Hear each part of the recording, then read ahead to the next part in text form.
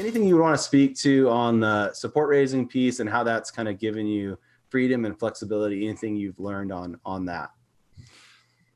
Man, that's a whole nother podcast. I think that's a real strength of my actual life and calling. I have been very good at raising support. Moving to LA from San Diego to LA was very hurtful in our support. We lost a lot of support. We got in a ton of debt, ministry debt, and I almost had to leave ministry. It was to the point where I was like, this is not working. However, God provided new ministry partners when I was in LA that came behind our vision.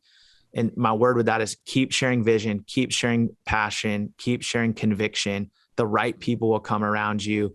And I didn't have our support raised in LA. My supervisor said, you need to leave staff. And I was so convinced through prayer that I shouldn't leave yet. It was in January. I said, give me till June. I will spend the money that I am committed in my own heart to spend, even if it's going backwards. I'm not saying that's smart for everyone, but for me, I felt like I will give myself this leash financially. And if it doesn't come in by June, then I'll leave. It all came in plus more. Wow. Yeah. LA was the fighting for the calling. LA was the fighting for the resources. It was learning how to build a new team and live. And for anyone who's a married couple on staff, you know how expensive that is. Coming to Louisiana, all those people plus more went all in. So I was able to raise so much more money than myself. I'm able to fund a lot of people on my team. Even now I have enough money to bring 1 or 2 people fully onto staff and they wouldn't have to raise support. And you might go, what in the world are you, how much money did you raise? We can talk about that offline. I'm not going to put that on video. Right. It's a lot.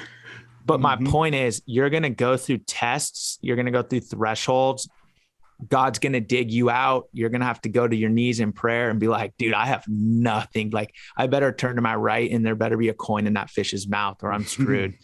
And you will go through those lessons, but he will then also provide in ways for you to build a bigger team, to support others, especially that maybe are disadvantaged. Same as the APES conversation. Some people are not going to be very good at fundraising. This is my opinion. Maybe you disagree with me, Shad.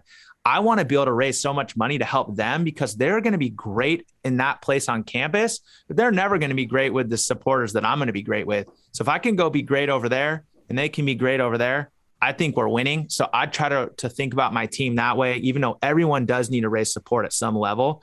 I'm big on subsidies if I can, because I think I can crush it there and some people can't, just like they can crush it in some area of campus or with a certain demographic and I can't. That's great. Anything you'd add to that, Shad, that support raising conversation? I will allow any and all comments that Beau just made.